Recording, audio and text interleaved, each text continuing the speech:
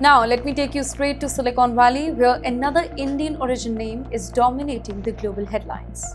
Siobhan Zilis, former OpenAI board member, in fact, tech executive, venture capitalist, and now one of the most talked about people in Elon Musk's growing legal battle with OpenAI. Well, it is not just an AI lawsuit that is making the news here, it is her deeply personal testimony.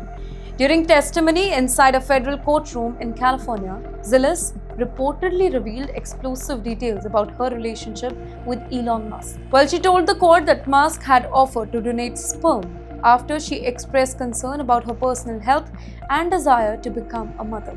According to her testimony, she accepted the offer. Can you imagine? And suddenly, what started as a corporate AI battle transformed into one of the most personal and bizarre courtroom revelation in Silicon Valley history.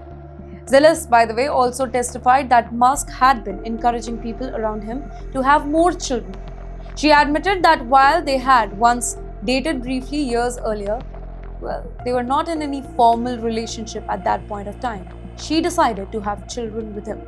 Today, the two reportedly share 4 children together, but behind the personal drama lies an even bigger battle.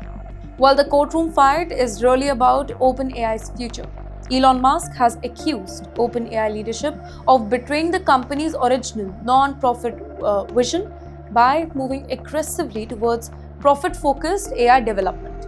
Court documents reportedly reveal that Mr. Musk, he once demanded greater control over OpenAI and even proposed merging it into Tesla. But OpenAI's leadership, including Sam Altman and others, they resisted those demands.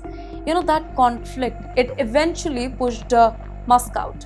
And now, years later, Silicon Valley's biggest AI war is exploding publicly in the courtrooms. Ladies and gentlemen, not just these three.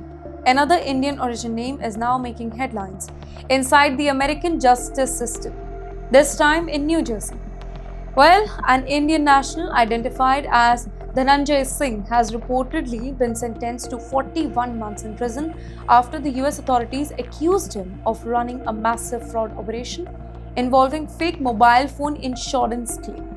And according to investigators, the scam, it caused losses exceeding $10 million. Well, officials say that the operation ran for nearly 6 years. Prosecutors claim Singh and his associates used fake and stolen identities to file false claims for lost, stolen, or damaged mobile devices.